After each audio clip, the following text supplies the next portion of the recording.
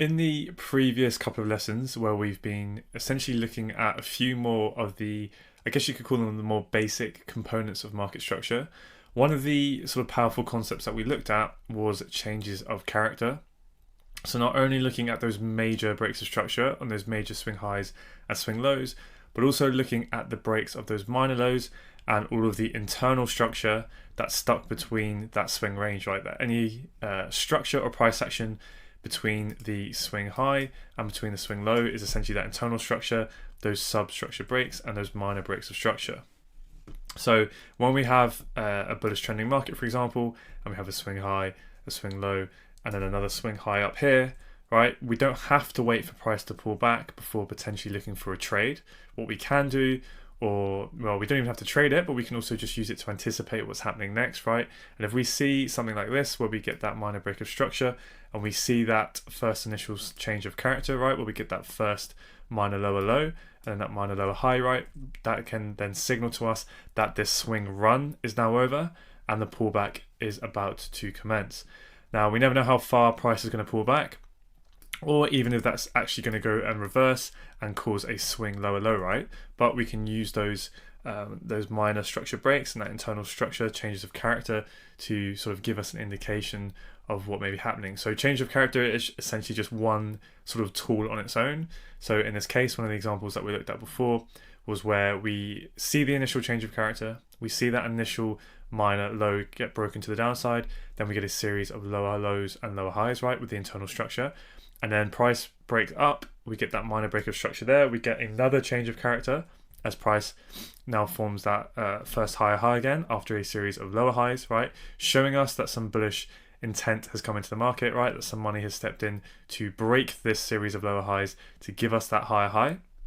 So we can use that as a signal that potentially the swing higher low is now in place, and potentially we are about to start the next bullish swing leg to make that higher high, okay? But as we were looking at, right, sometimes it can be a full signal, it can be a short-lived bullish move, and then price can, again change character to the downside. So that series of higher highs, higher lows, and higher highs is suddenly broken again. We get that lower low. So that first lower low again is that next internal change of character, right, to the downside, which then gives us another signal and a warning that, okay, actually this low is now going to get run. This is not going to be the swing high low, and actually we're likely to pull back deeper, right? And then we pull back deeper, and then in this case, we form that lower low, lower high, lower low, lower high, lower low, and then we get that break of that series of lower highs to form that next higher high, right? We get that internal change of character, and again, this may be another signal that the pullback now has finished, that the higher low may be in place, and then that pro trend swing move has about to commence with the first minimum target of breaking that weak swing high, right? So change of character, I guess, is one tool that we can use to help us identify that a swing run is ending and that a pullback is starting, and that when the pullback may be finished and this next swing leg may be starting, but sometimes it can give us false signals. So there's quite a few things that we can do, quite a few concepts that we can look at and introduce that can help us to potentially stay out of getting trapped and trading these false signals, and increasing our probability of only trading the moves when they're actually going to play out. So essentially increasing our strike rate. Now, one of those concepts, as you probably guessed by the title of the video, is the idea of premium versus discount. So like I was saying, there's many things that we can use, and we're going to combine them all together. But in this just this one video alone, we're literally just going to look at how we can introduce the idea of premium discount with everything that you have learned about market structure up until now. So the idea behind premium and discount is essentially buy low, sell high, which is probably a trading adage that you've heard plenty of times. Essentially, it all just boils down to how a normal business would run itself, sort of in the real world, right? A business is going to want to buy their stock, right, at low prices, and then they're going to want to sell that back to customers at a higher price than which they bought, and they will essentially lock in their profit, right? So it's the exact same thing. We're running a business, and the products that we are buying, selling, that we're trading is just simply currency, and we want to do the exact same thing. We want to buy low and we want to sell high, right? So this concept is very, very simple. It's the exact same, price action example that we were just looking at, except I have applied this premium and discount range tool here, which is basically you just draw this box from the low to the high. So in fact, what I would do is actually show you how I do this. So if you go over to the left hand side and you open this side menu, you will get something called the fib retracement at the start. So if you just add that to your favorites, if you haven't already got it on there, and then you click that. Now when you first drag this out, in fact I'll show you what it will probably look like. If I change it to the default settings, you'll have this horrendous thing that looks like this, right?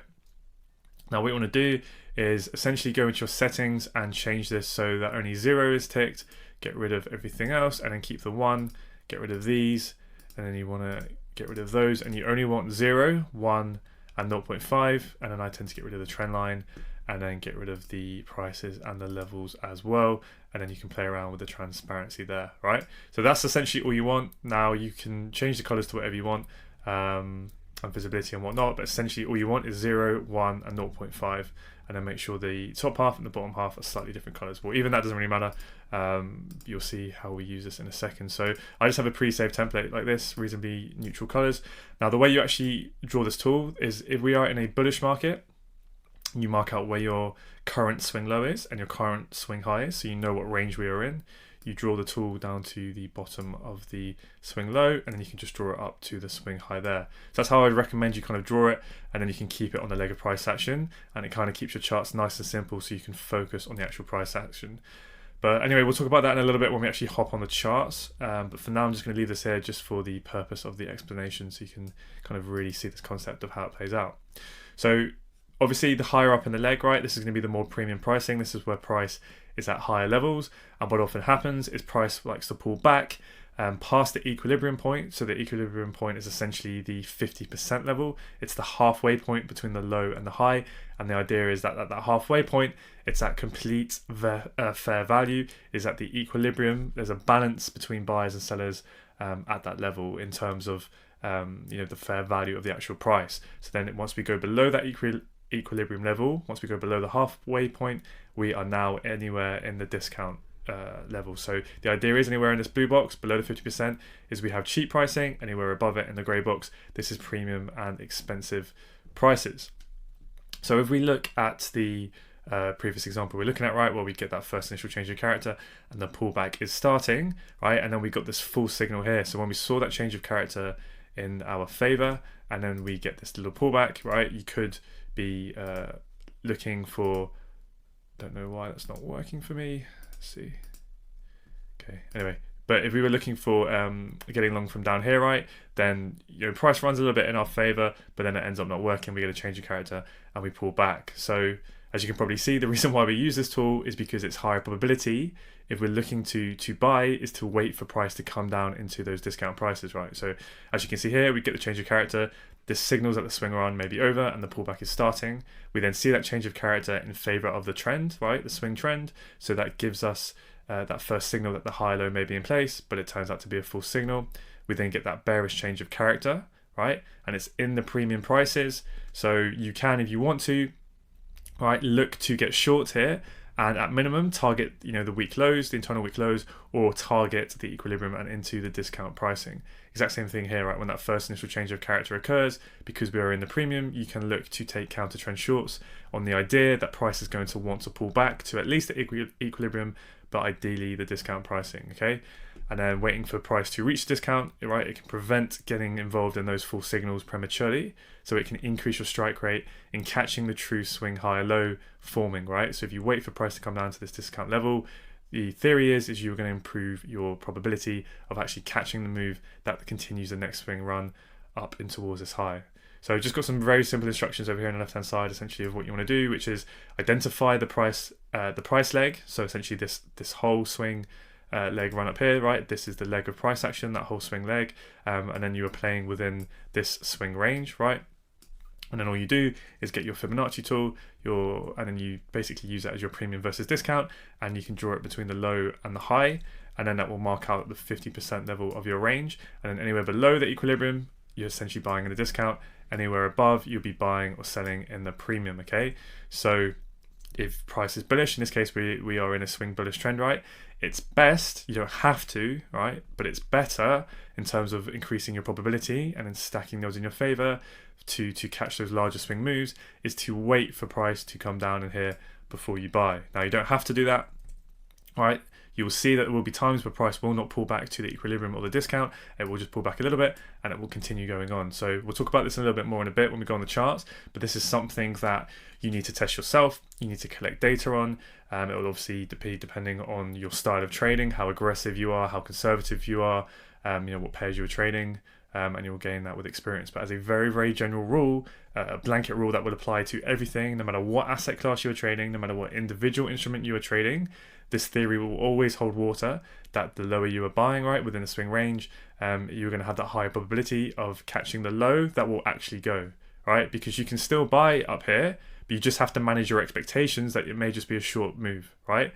And it might not go the whole way. So you can get in and out and be a bit more aggressive with your trade there, okay? So if you are going to take that counter trend short in this case and play that pullback, it's higher probability to do it whilst we're in the grey section, right? Whilst we're still in the premium pricing. And then obviously if we were bearish, right, so if we were with a swing trend coming down and then you wanted to play the pullback, right, you wanted to buy this pullback up here, right, let's say that this is the EQ of this high and this low, then the counter trend longs are going to be higher probability anywhere within this section, right, below the EQ. As soon as we start to go above the EQ and now we're in the premium price of this leg, right, that's where it's much lower probability to be buying that counter trend short, because at any point, right, that lower high could be about to go, right? So that's the general idea behind that.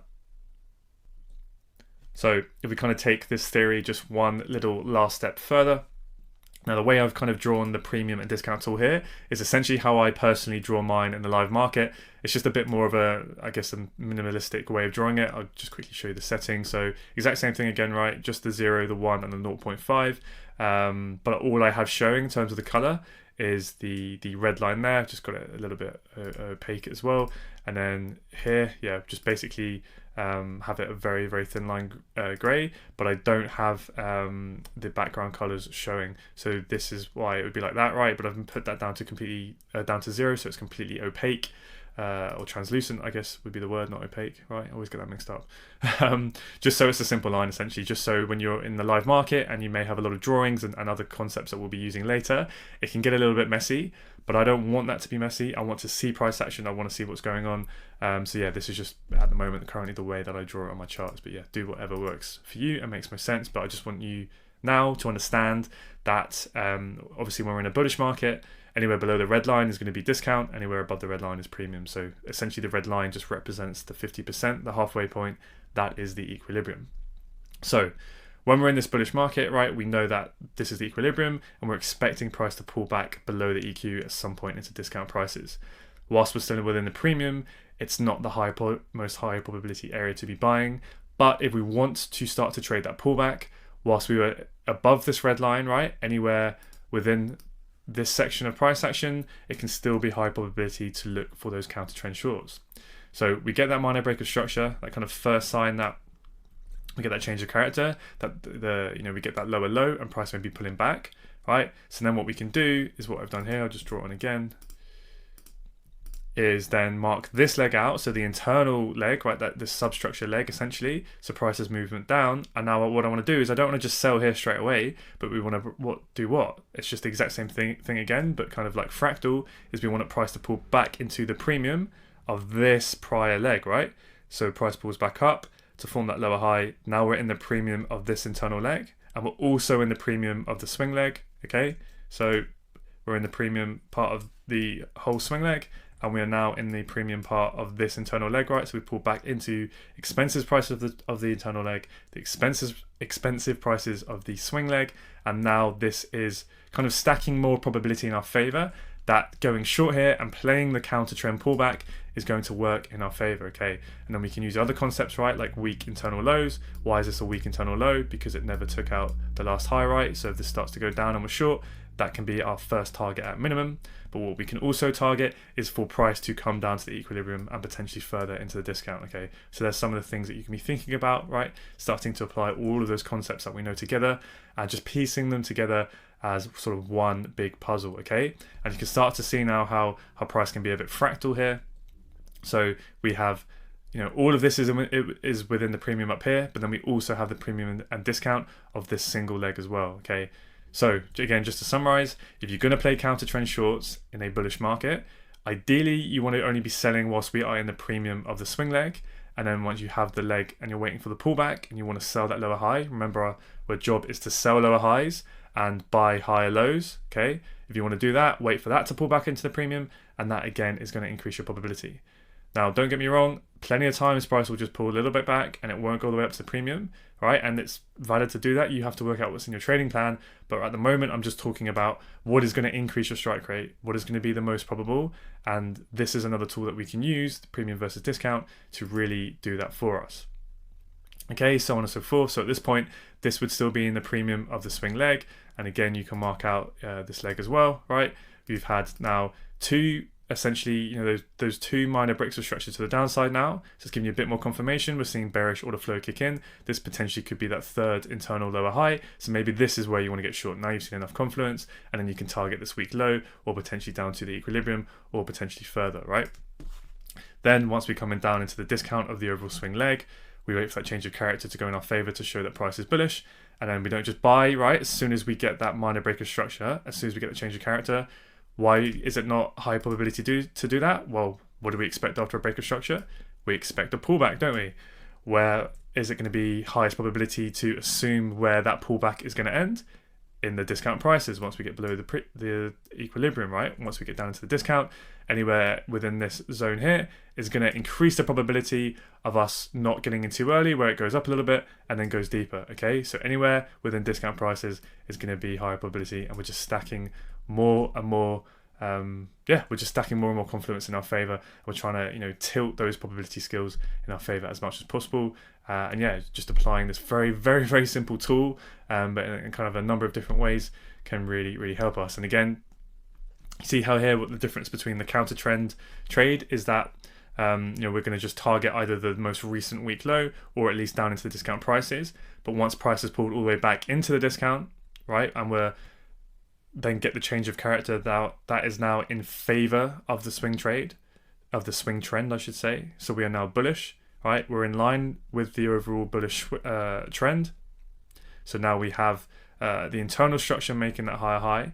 We're in the discount of that swing range. Now we wait for the price to pull back into the discount of this internal leg, right? And now if we're getting long here, instead of just targeting, just this high, or maybe up into premium prices, because we are pro trend, we can then hold this with a lot more confidence and try and target this weak swing high and potentially further, right? So I am getting a little bit ahead of myself here talking about trade management, but this is, I just want you thinking about these concepts and how we're actually going to apply this, into our trading plans and into the actual real world as we dive into the charts. So with that said, that we've gone through the theory now, so we'll next go and look at how we can apply this to the charts.